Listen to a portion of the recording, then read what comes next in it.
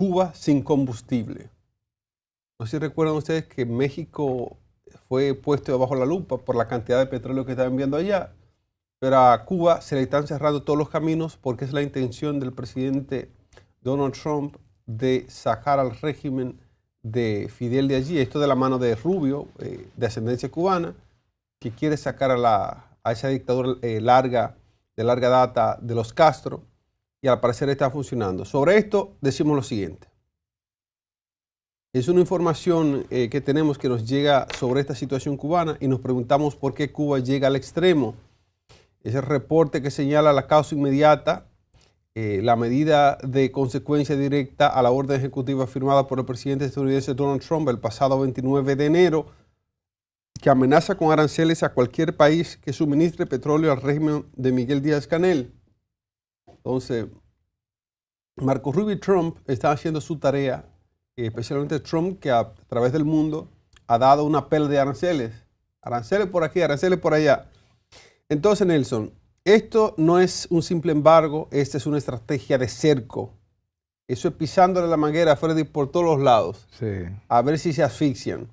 Esto es un efecto que ha sido letal para Cuba. Cuba se ha quedado sin salvavidas. Venezuela dejó de enviar crudo y México, que el año pasado suplió el 44% de sus importaciones, prácticamente tuvo los envíos en enero por la presión de Washington.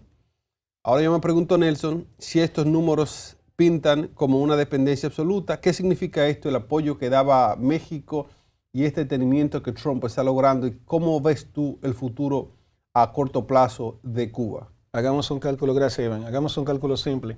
Cuba necesita 60.000 barriles diarios para poder sostener lo básico en su país. Quiten esos 60.000, llévenlo a cero, pues ahí tienes un poquito ya cuál es la realidad. Fíjate que cuando tú dices no tengo gasolina ni siquiera para echarle a los aviones en el aeropuerto, y a eso tienes que agregarle y decirle a los turistas, vamos a tener que sacarlos de los hoteles y volver a enviarlos a su país, es el fin, es una parálisis total, y le hizo básicamente Donald Trump al régimen comunista un jaque mate. No hay forma de que ellos salgan de eso porque Rusia está completamente acorralado, por lo menos de este lado, no puede hacer absolutamente nada el régimen de Vladimir Putin. La otra persona que pudo haberle echado la mano también está tomada por donde ya ustedes saben, que Claudia Sheinbaum. Es decir, no hay forma que México se quiera hacer el superior y decir, no, ahí te mando el barco, mi amor. Es decir, simplemente no va a pasar absolutamente nada. Y por primera vez vamos a ver un Cuba, pero no el mentiroso con Coca-Cola y ron, sino un Cuba realmente libre como lo desea toda la humanidad. Iván Yael. Miren, me da risa porque Nelson habla del Cuba Libre, la bebida más famosa cubana, yo digo que de todos los tiempos, porque era el anhelo de mucha gente tomarse un ron con cola. No, de América Latina se toma su Cuba Libre y España también. Así es. Lo que pasa es que en España le dicen cubata.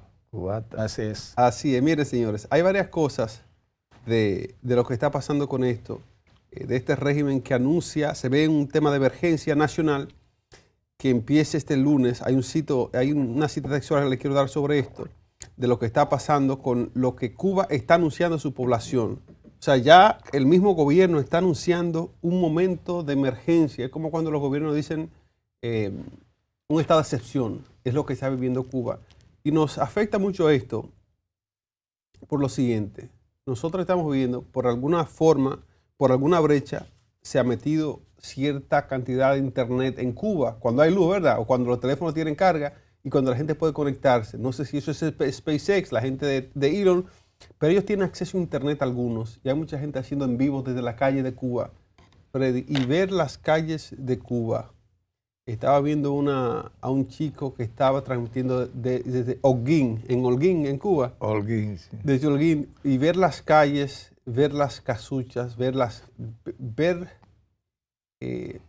pobreza de gente que no ha visto más de ahí, Nelson.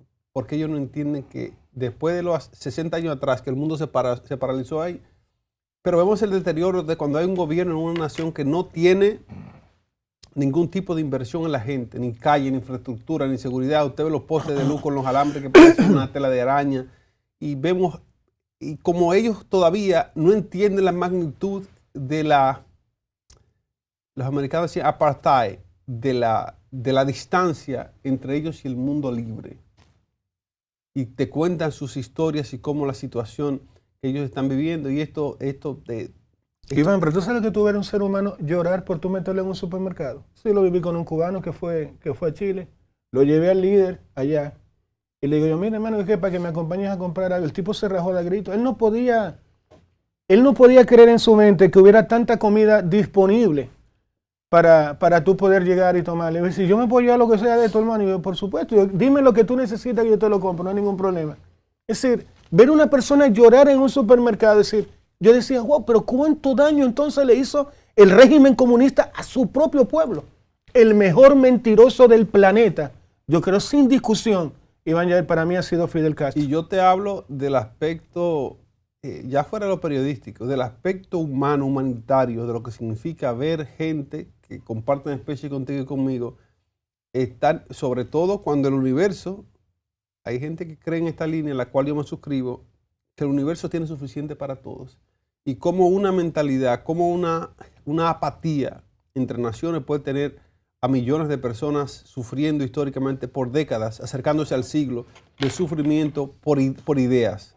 Aquí cuando hablamos que las ideas y las religiones y las banderas y los ejércitos han estado en el mundo solo para dividir, para destruir y para causar daño, cuando hay suficientes recursos para todos los seres humanos. Ahora con eso yo le pregunto a Freddy.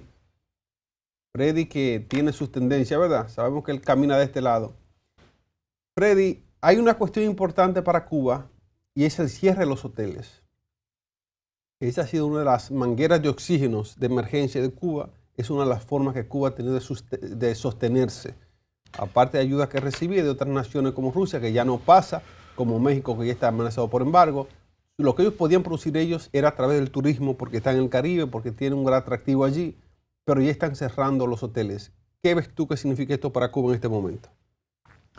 Bueno, para Cuba no, yo pienso que para la humanidad y para América Latina sobre todo, representa una de las más viles acechanzas contra el sistema institucional, sobre el sistema jurídico que mantiene las naciones. Cada nación, en el marco de su soberanía, se da una constitución y unas reglas de juego. Hacen un pacto social y te lo plasman en una constitución y tienen sus fórmulas, ¿verdad? Para dilucidar cualquier problema. Entonces, la complacencia con que la humanidad asiste a esta violación flagrante de los derechos soberanos de una nación, la carta libre, la patente de corso que se le otorga a los Estados Unidos para que vayan a las naciones y hagan lo que le dé la gana, es aberrante, es indignante y causa soberbia. Usted saber que usted va a aplaudir medidas como esta, que son genuinas, que están bien hechas, que están... Entonces yo digo, las causas siempre tienen un origen y usted tiene que buscar cuál es el origen de la problemática. Por ejemplo, yo soy de lo que no estoy de acuerdo como está llevándose el régimen cubano en los últimos tiempos, pero tuve 50 años, 40 años apoyando el régimen cubano, al país, a la nación hidalga, digna y patriota que era la República de Cuba. Y entonces, bueno, yo entiendo que el sistema en Cuba debió morir con Fidel. Fidel tenía su radicalismo. Sin embargo, el sectarismo es una enfermedad del izquierdismo que tienen los pequeños burgueses. Y ese sectarismo que se ha predominado en Cuba, aferrado a unas normas que ya no funcionan, desde que cayó el muro de Berlín, desde que se rompió todo aquel esquema de la Guerra Fría, ya no había cómo sostener estos proyectos políticos ideológicos de tal magnitud. Había que flexibilizar. Todos los países que flexibilizaron su comportamiento, todos, y usted se va a China, usted se va a Vietnam, usted se va, la misma Rusia, todos cambiaron su sistema, se adecuaron más al sistema capitalista y entonces pudieron convivir con sus principios ideológicos, con sus posiciones políticas, con su fórmula de Estado y entonces poder progresar y salir hacia adelante como lo hizo China y Vietnam. Ahora en Cuba yo te digo, hay que ir a los orígenes, a las causas. Cuba tiene 64 años de un embargo bestial, de unas sanciones permanentes contra todo tipo de importación y de alimento y de medicina y de todo. 64 años de embargo y Cuba lo ha resistido estoicamente, con carácter, con responsabilidad, con poder. Y sin embargo, ahora viene Estados Unidos. No, mire, hey, México, no te atrevas que te doy pau. Cuidado con mandar un barco con combustible. Mira, Venezuela. Y entonces Estados Unidos empieza a disponer en el mundo la ficha con una violación flagrante de todos los derechos que son inalienables a la raza humana. Y entonces, debemos aplaudir eso. Cuando empezó Díaz-Canel a dirigir Cuba, yo dije, este tigre viene con un proyecto alternativo, va a usar la muerte de Fidel como una excusa. Bueno, señores, resistimos 60 años de heroísmo pero ya llegó el momento de que nosotros nos insertemos en el mundo democrático. Globalizado, como yo por globalizado. Entonces, ha pasado que sencillamente han continuado aferrados a las ideas retrógradas que tenía Raúl desde sus inicios, pero que Fidel por lo menos tenía la luz de salir adelante.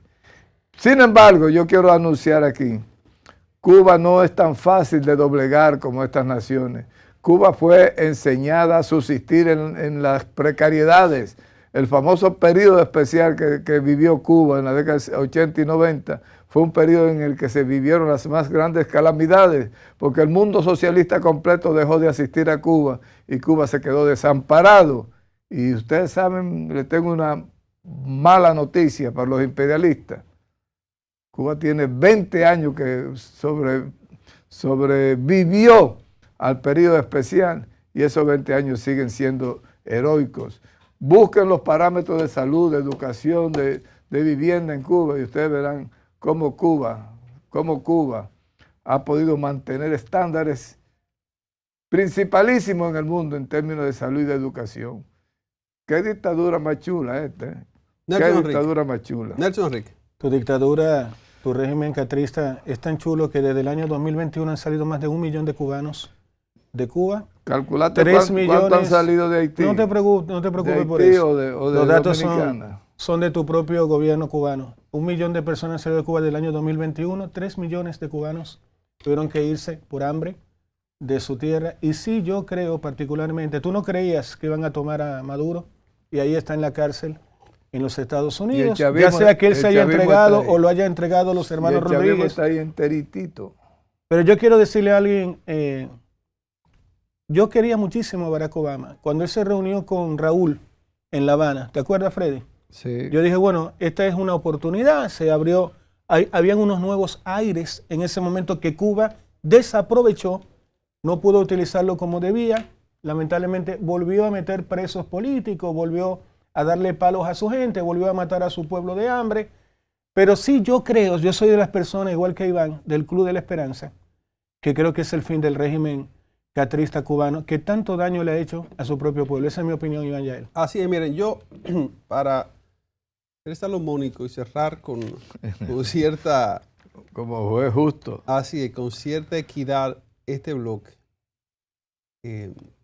Antes de preguntar preguntas obvias, que sabemos ya lo que está pasando, esa crisis energética, de combustible que tiene Cuba, este embargo que tiene México, es asfixiando a esta nación. Freddy tiene una retórica muy bonita de lo que Cuba significa a través del tiempo para ser ejemplificadora de cómo poder tener la capacidad de pararse en dos patas y decir al imperio, nosotros somos.